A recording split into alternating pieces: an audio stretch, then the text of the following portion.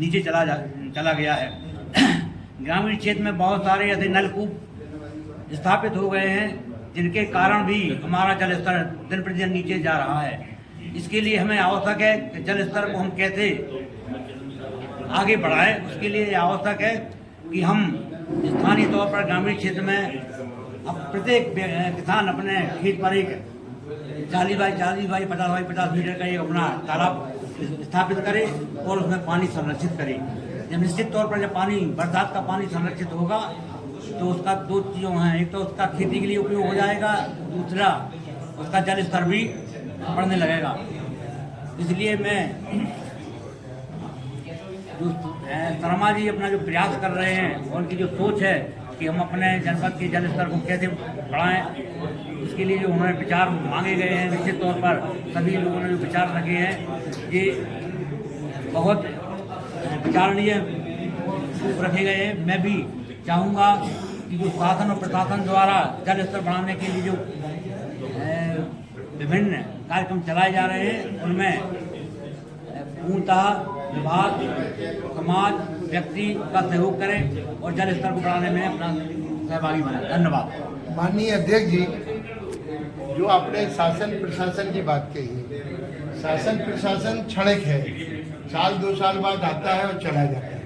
प्रश्न शासन प्रशासन के साथ हमको हमारी खुद की नैतिकताएं हैं जो हमको उस पर विचार करना चाहिए। साथ ही साथ प्रशासन की आवश्यकता वहाँ है जहाँ पे बड़े स्तर पे अतिक्रमण हो रहा है, जैसे तालाबों पे अतिक्रमण हो रहा है, नालों पे अतिक्रमण हो रहा है, नदियों पे अतिक्रमण हो रहा है, बांधों पे अतिक्रमण हो रहा है। सबसे पहले शासन स्तर पे जो सुप्रीम कोर्ट की रूलिंग है, उत्तर प्रदेश के मुख्यमंत्री की गाइडलाइन है कि तालाबों पे अतिक्रमण ना हो, नदी नालों पे अतिक्रमण ना हो। इसके लिए प्रशासन को चाहिए कि सबसे पहले उनकी पैमाइश कराए और नदी नालों की सुरक्षा के लिए पहल करें। अगर ये होता है तो नदी नाले सुरक्षित है, वरना आने वाला समय हम अपने लोगों को, आने वाली पीढ़ी को जवाब देते नहीं बनेगा कि आखिरकार हमने इतने पानी का दुरुपयोग क्यों किया। मैं आज के इस कार्यक्रम की अध्यक्षता कर रहे परम आदरणीय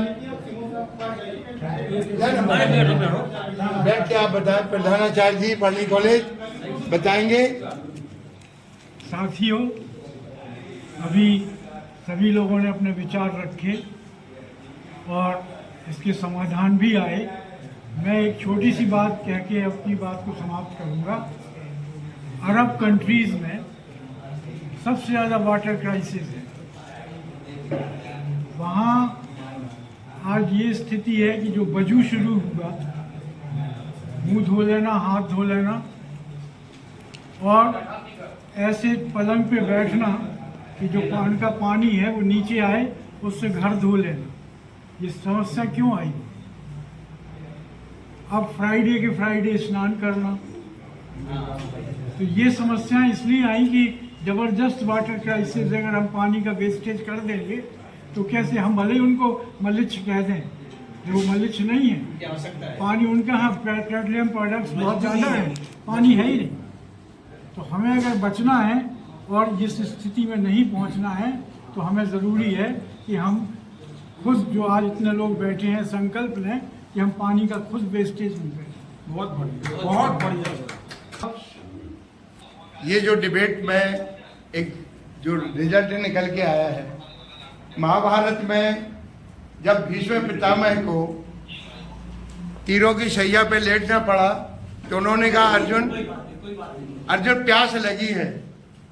तब अर्जुन ने एक बाण से पृथ्वी में तीर लगाया और तीर से जलधारा पृथ्वी के अंदर से आई। तब भीष्म पितामह ने उस जल को ग्रहण किया। तब वहां पे लोगों ने कहा भगवान श्री कृष्ण से कि ये जमीन के अंदर से ये जल कहाँ से आया? तो उन्होंने कहा जो जलधारा एक पृथ्वी के नीचे निरंतर बहती रहती है, लेकिन ये जलधारा कभी भी आप लोगों को इसका ऊपर उपयोग नहीं करना चाहिए। लेकिन आज स्थिति ये है कि हर गांव, हर घर एक अंडरग्राउंड वाटर के लिए लोगों ने बोरिंग कर रखी है। जो अंडरग्राउंड वाटर है ये धीरे धीरे निरंतर ये खत्म हो रहा है और जिस दिन ये खत्म होगा उस दिन इतना विशाल अकाल होगा जिसकी कल्पनाओं से हम लोग दूर हैं। आज सबसे पहले जो महत्वपूर्ण बात है कि उत्तर प्रदेश सरकार और सुप्रीम कोर्ट की जो गाइडलाइन है कि नदी नाले तालाबों पर अतिक्रमण रोका जाए, इसके लिए उत्तर प्रदेश सरकार को ये भी आदेश करना चाहिए कि जितने भी जलाधिकारी हैं उत्तर प्रदेश में, सबसे पहले उन नालों के नक्शे पुराने निकालें और उनकी पैमाइश करके उनकी चौहद्दी फिक्स करें, तभी नदी नालों तालाबों का संरक्षण सुनिश्चित हो पाएगा। वरना अतिक्रमण तो इन अभी नालों को खाया है, फिर नदी, और अंत में बांधों की भी स्थिति यही होगी। मैं इंडियन टीवी न्यूज से सुनील शर्मा, वेद प्रकाश लिटोरिया के साथ।